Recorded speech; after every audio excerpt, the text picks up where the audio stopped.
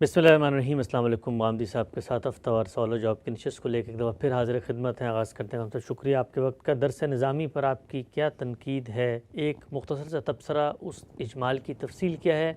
सिलसिला गुफ्तगू की आज चौथी नशिस्त है। आगाज़ करते हैं। हम सब गुज़िश्ता नशिस्त में आपने बताया था कि जो लोग इस निज़ाम तालीम में अपनी परवरिश करते हैं उनके यहाँ एक रवैया वजूद पजीर होता है, और वो ये कि जो कुछ हमारे बड़े थे, बुज़ुर्ग थे, अकाबिर थे, सल्फ़ थे, उन्होंने दीन पर गौर व फ़िक्र कर दिया है। अब उन्हीं की राय है जो हमने आगे नकल करनी है। उन जैसा नाबगा, उन जैसा अलमई, उन जैसा ज़हीन, उन जैसा फ़हीम और उन जैसा मुनफ़रिद कोई नहीं है इस दुनिया में जो दोबारा से गौर व फ़िक्र करे। उन्हीं का कौल काफ़ी है। आप इसके बाद अपनी किताब मकामात किसी मज़मून में आगे उनका एक इस्तदलाल भी नकल करते हैं और उस पर अपना तबसरा भी मैं वो पढ़ के आपकी जानिब आता हूँ। आप लिखते हैं कि अपने इस नुक्ता नज़र के लिए जो दलाइल ये हज़रात बिलउमूम पेश फरमाते हैं वो अक़ल और नक़ल दोनों की रूह से बिल्कुल बेबुनियाद हैं। इनमें से हर शख्स इस हकीकत से वाकिफ़ है कि इस दीन का सबसे पहला माख़ज़ कुरान मजीद है। कुरान के बारे में ये बात मोहताज बयान नहीं कि जिस तरह अगलों के पास था बिल्कुल उसी सूरत में हमारे पास भी मौजूद है। उसके किसी हर्फ और किसी शोशे में कोई तब्दीली वाक़ई नहीं हुई। उसकी ज़ुबान अरबी मुबीन है। उसके अल्फाज व असालीब के मानी की तहकीक के लिए तमाम ज़रूरी मवाद इस ज़माने में भी उसी तरह मुयस्सर है जिस तरह इस उम्मत के पहले दौर में था।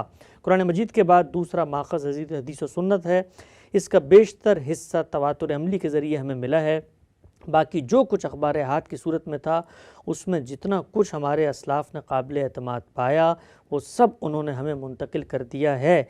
उसमें से कोई चीज़ भी उन्होंने छुपा कर नहीं रखी।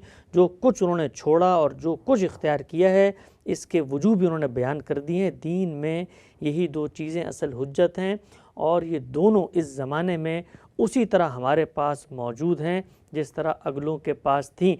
हम सब जो बुनियादी इस्तदलाल पेश किया जाता है वो यही है कि जी आप क्या ज़्यादा ज़हीन हैं, आप क्या ज़्यादा उनसे बड़े आलिम हैं, आप क्या ज़्यादा उनसे अरबी जानते हैं, और कैसे ये हो सकता है कि चौथी सदी हिजरी तक जो बड़े बड़े हमारे अकाबिर उलमा पैदा हुए उन जैसी शख्सियात ने जब गौर व फ़िक्र कर दिया तो फिर आप कैसे उस पर दोबारा से गौर व फ़िक्र करते हैं।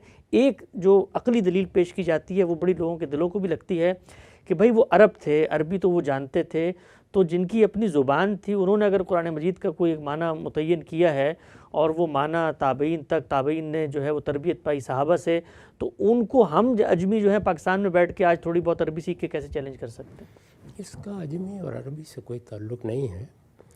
इसका ताल्लुक़ किसी इल्म की महारत से है।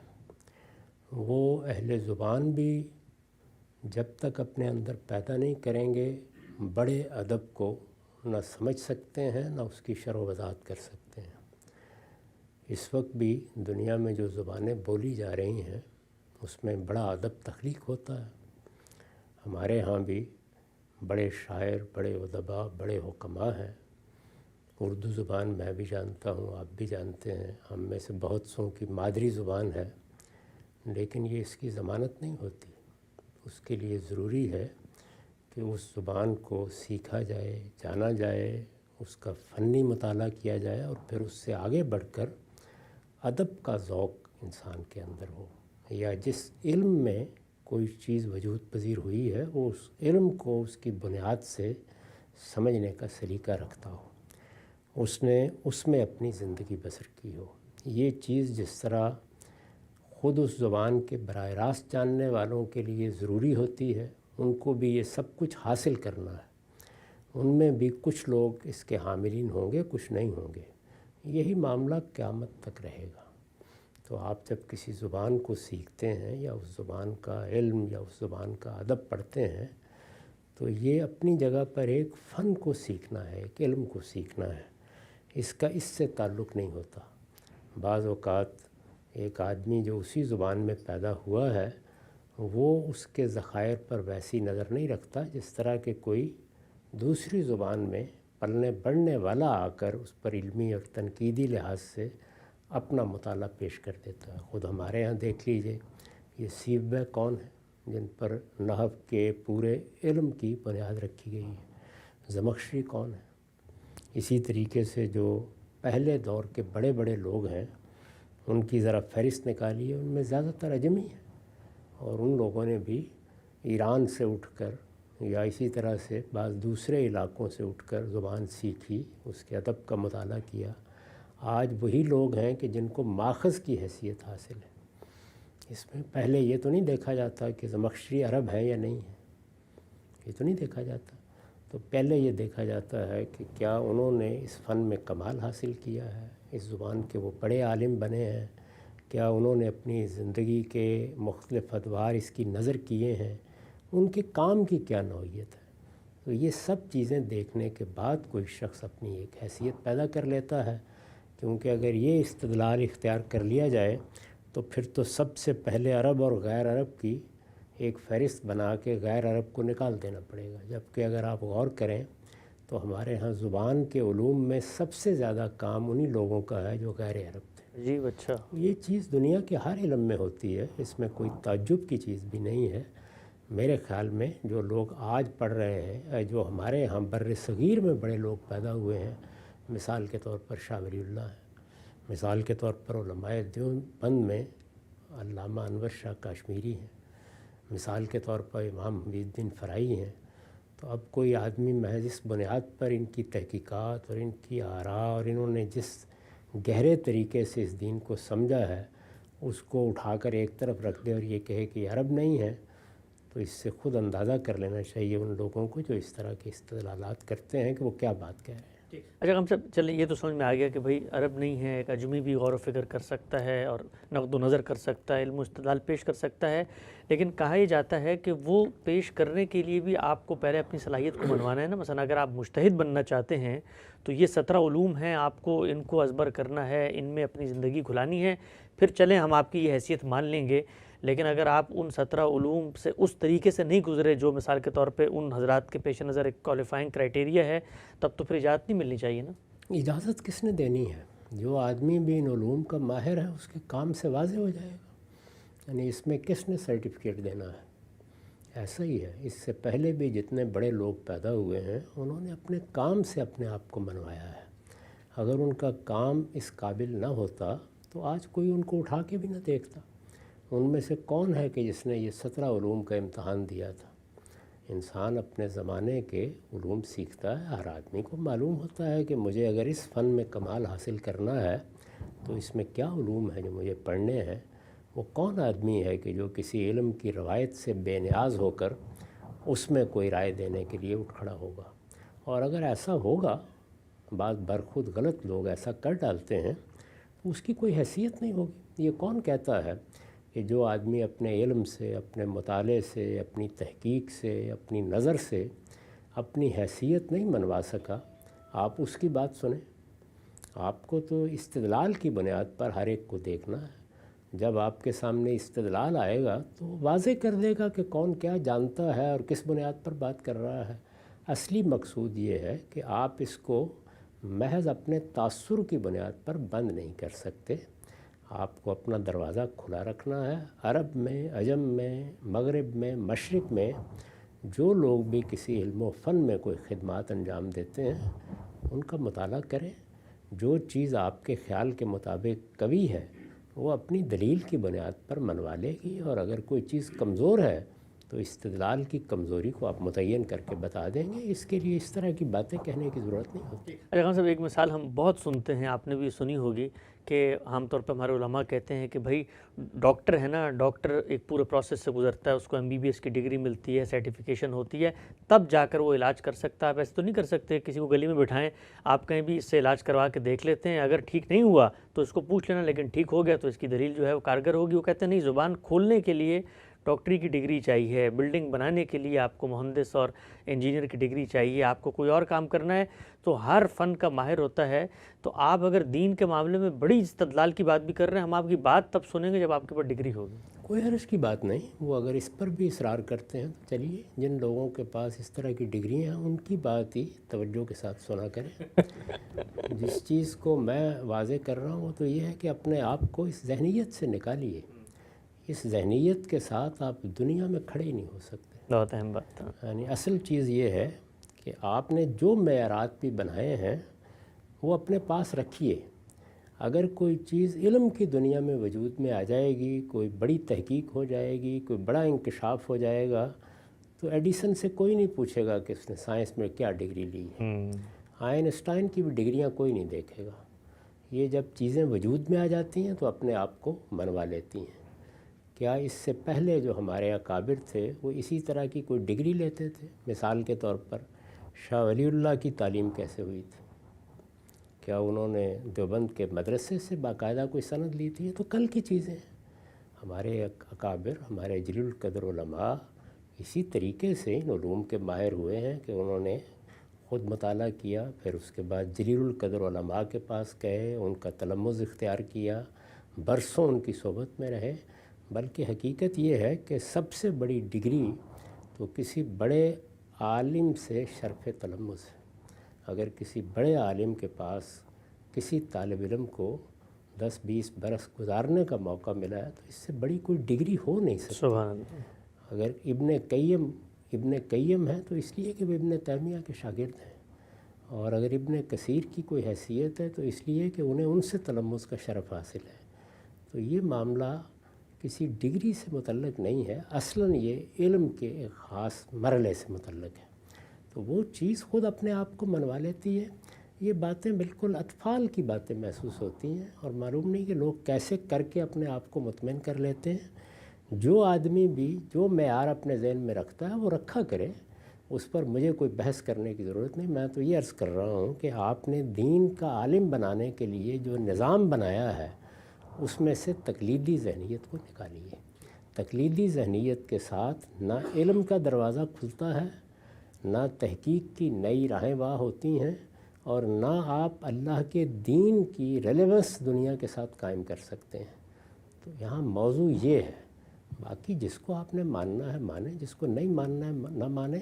کوئی منوانے نہیں بیٹھا ہوا۔ جو چیزیں منوانے کی ہوتی ہیں وہ اصل میں اپنے میرٹ پر اپنے آپ کو خود منوا لیتی ہیں۔ بالکل ٹھیک ہے، بہت اہم نقطہ خان صاحب آپ نے اٹھایا۔ اچھا خان صاحب، ایک چھوٹی سی ذرا توضیحی پہلو میں چاہتا ہوں، کیونکہ خود ہم درس نظامی کے اس پورے پروسیس سے گزرے، اور اس وقت ذہن میں ایک بات آتی تھی اسی نصاب کے بارے میں، وہ یہ تھا کہ جن لوگوں کی آراء ہمیں پڑھائی جاتی ہیں وہ ٹھیک ہے کہ وہ بھی انسان تھے، وہ اپنے بارے میں بھی دعویٰ کرتے ہیں کہ بھائی ہم رجال و نحن رجال، اور خود بھی ایک دوسرے سے اختلاف کر رہے ہوتے ہیں، لیکن ان کا کام دیکھ کر لگتا ہے، مثلا ایک چیز ان کا حافظہ جو ہے بالکل مبہوت کر دیتا ہے، لگتا نہیں ہے کہ بھئی کوئی سپر ہیروز ہیں، اتنی چیزیں ان کو عبارتیں یاد ہیں۔ تو یہ پہلو تو پھر آپ مطلب مانیں گے نا کہ یہ آج کے زمانے میں نہیں ہوتا اس طریقے سے؟ جو علم کی روایت قائم ہے اس میں جتنے بڑے لوگ ہوتے ہیں اسی لیے وہ زندہ رہتے ہیں۔ تو یہ کون کہتا ہے کہ ان سے بے نیاز ہو کر آپ کھڑے ہو جائیں؟ آپ کی علم کی روایت بڑی شاندار روایت ہے۔ اس میں ہر علم و فن میں بہت بڑے لوگ پیدا ہوئے ہیں۔ اس میں بعض لوگوں کے حافظے کا کمال ہے، بعض لوگوں کی جودت طبع کا کمال ہے، بعض لوگوں نے جس طریقے سے کسی علم کے غوامض تلاش کیے ہیں اس کا کمال ہے۔ آپ ان سے بے نیاز ہو کر نہیں کھڑے ہوتے۔ یہ کون کہتا ہے کہ آپ ان کی آراء کو ایک طرف رکھ دیں؟ نہیں، ان کی آراء کے استدلال کو سمجھا جائے گا، اور جب وہ استدلال سمجھ میں آ جائے گا تو قبول کیا جائے گا۔ آج کے زمانے میں جو لوگ پیدا ہوں گے ان کو بھی اللہ تعالیٰ نے بہت سی صلاحیتیں دی ہوں گی۔ ان کا تقابل کر کے بیٹھ کے اگر افراد کی فہرست بنانی ہے تو در حقیقت آپ علم کا دروازہ بند کر رہے ہیں۔ آپ کو استدلال کے ساتھ جینا ہے اور استدلال کے ساتھ مرنا ہے۔ جو رائے بھی سامنے آئے گی یہ دیکھیے کہ اس میں کہنے والے نے کہا کیا ہے۔ اس میں یہ جو تقریر ہے، اس تقریر کی کوئی حیثیت ہی نہیں ہے علم کی دنیا میں اگر غلطی واضح ہو جائے گی، اور اگر صحت ہے تو اس ساری تقریر کی ضرورت ہی نہیں ہے۔ اصل چیز یہ ہے کہ اس نصاب میں، یا درس نظامی کہیں یا دینی علوم کا نصاب کہیں، لوگ چیزوں کو کس زاویے سے پرکھتے ہیں؟ کیا اس طرح کی تقریریں کر کے پرکھتے ہیں؟ نہیں، وہ ہر چیز کو اس کی دلیل کی بنیاد پر دیکھنا سیکھیں۔ زبان کا مسئلہ ہے تو اس میں استدلال کیسے کیا جاتا ہے وہ انہی بزرگوں نے سکھایا ہے جن کے نام لیے جاتے ہیں۔ اسی طریقے سے اگر کوئی قرآن مجید کو سمجھنے کا معاملہ ہے تو اس کو کیسے پرکھا جاتا ہے، یہ ساری روایت بھی انہوں نے قائم کی ہے۔ تو علم کی اس شاندار روایت میں کھڑے ہو کر ہی ہر چیز کا جائزہ لیا جاتا ہے۔ یہ کوئی نہیں کہہ رہا کہ آپ میری یا زید کی یا بکر کی بات مانیں۔ جو کہا جا رہا ہے اور جو اس وقت موضوع ہے وہ یہ ہے ہی نہیں۔ وہ موضوع یہ ہے کہ تقلیدی ذہنیت کو ختم کریں۔ اور اپنے دل و دماغ کے دروازے کھولیں تاکہ دلیل کی بنیاد پر آپ چیزوں کو سمجھنا سیکھ جائیں۔ واضح ہو گیا۔ ہم سب آگے بڑھاتے ہیں سلسلہ گفتگو کو۔ اچھا، آپ نے آگے لکھا ہے، چنانچہ اس بنیاد پر کوئی محکم دلیل اس نقطہ نظر کے حق میں قائم نہیں کی جا سکتی۔ اس کے بعد دو باتیں کہی جا سکتی ہیں۔ ایک یہ کہ دین پر عمل کے لحاظ سے جو مقام اگلوں کو حاصل تھا وہ اس زمانے کے لوگوں کو حاصل نہیں ہو سکتا۔ دوسری یہ کہ فہم و ذکا کے اعتبار سے جو درجہ ان کا تھا اس تک اب کسی کے لیے پہنچنا ممکن نہیں رہا۔ اس میں آخری بات محض ادعا ہوگی جس کے لیے کوئی ثبوت نہ قرآن و حدیث میں موجود ہے، نہ علم و تجربہ اس کی تصدیق کرتا ہے۔ رہی یہ بات کہ قرآن مجید کی نص کے خلاف ہے، رہی پہلی بات تو وہ قرآن مجید کی نص کے خلاف ہے۔ قرآن نے بصراحت فرمایا ہے کہ عملی لحاظ سے دین میں سب سے اونچا درجہ السابقون کا ہے، اور یہ جس طرح اگلوں میں تھے اسی طرح پچھلوں میں بھی ہوں گے۔ قرآن مجید میں ارشاد ہوا ہے، اور سبقت کرنے والے تو پھر سبقت کرنے والے ہی ہیں، وہی تو مقرب ہوں گے نعمت کے باغوں میں، اگلوں میں زیادہ اور پچھلوں میں سے کم۔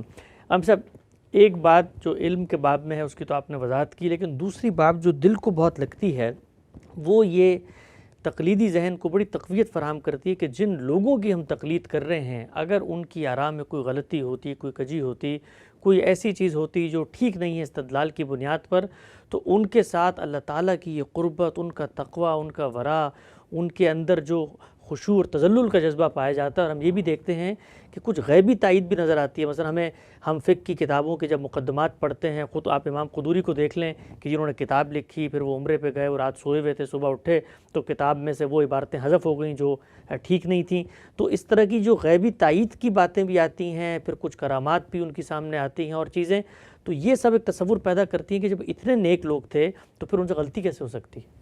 جی، پھر اس کے بعد آپ کو بتانا چاہیے کہ ذات باری نے قرآن مجید میں ان لوگوں کے لیے برات ظاہر کر دی ہے۔ یعنی یہ کیا چیز ہے، اس کی بنیاد کیا ہے، اس کے پیچھے استدلال نام کی کوئی چیز کہیں نظر آتی ہے؟ یعنی انسانوں کی کوئی خاص جماعت ہے جس کے بارے میں یہ طے کر لیا گیا ہے کہ خدا کا دین اور اس کا فہم ان پر ختم ہو گیا ہے؟ اس بات کے لیے تو یہ حقیقت ہے کہ جو آدمی اس کو زبان سے نکالتا ہے وہ اصل میں اپنے بارے میں یہ تاثر پیدا کرتا ہے کہ اس کو نہ علم کی خبر ہے نہ اس کی تاریخ کی خبر ہے۔ دنیا میں بہت بڑے بڑے لوگ پیدا ہوئے ہیں، اور بڑے لوگ آج بھی پیدا ہوتے ہیں اور کل بھی پیدا ہوتے رہیں گے۔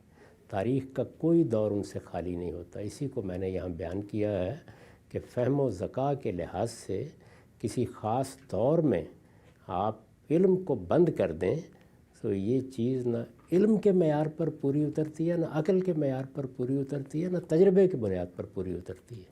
یہ تو ہمارا اپنا دور ہے کہ جس نے سائنسی علوم میں اتنے بڑے لوگ پیدا کر دیے ہیں جنہوں نے ارسطو افلاطون کی بنائی ہوئی دنیا کا خاتمہ کر دیا۔ تو اگر ادھر یہ سب کچھ ہو سکتا ہے تو ادھر کیوں نہیں ہو سکتا؟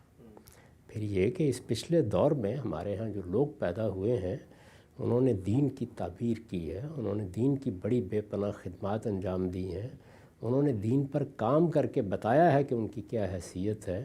تو یہ ساری چیزیں کیا اس طرح کی کسی تقریر کی نظر ہو جائیں گی؟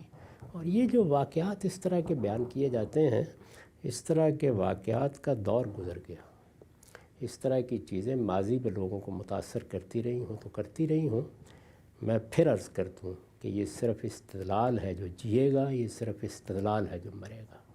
تو دلیل جب اپنی جگہ پر قائم ہے تو سوال یہ ہے کہ اس کے لیے اس طرح کے سہارے لینے کی ضرورت کیوں پڑ گئی؟ اگر قدوری کی کتاب میں کوئی چیز مدلل ہے تو وہ اپنی دلیل کی بنیاد پر کیوں اپنے آپ کو نہیں منوا لے گی؟ اس کے لیے اس طرح کے رویا اور خواب سنانے کی ضرورت کیوں پیش آ گئی ہے؟ یہ ضرورت خود بتا رہی ہے کہ آپ کو دلیل کی کمزوری کا احساس ہے۔ سبحان اللہ، سبحان اللہ۔ ہم صاحب اس کے بعد آپ لکھتے ہیں کہ اس کے علاوہ اس نقطہ نظر کے معیدین جو کچھ کہتے ہیں وہ محض جذبات کی شاعری ہے، علم و استدلال کی دنیا میں اس کی کوئی گنجائش نہیں ہے۔ درس نظامی پر غامدی صاحب کی کیا تنقید ہے؟ سلسلہ گفتگو کی چوتھی نشست تھی۔ موضوع کے سلسلے کو آگے بڑھائیں گے، وقت یہاں پہ ختم ہوتا ہے، دوبارہ حاضر خدمت ہوں گے۔ اب تک آپ کا بہت شکریہ۔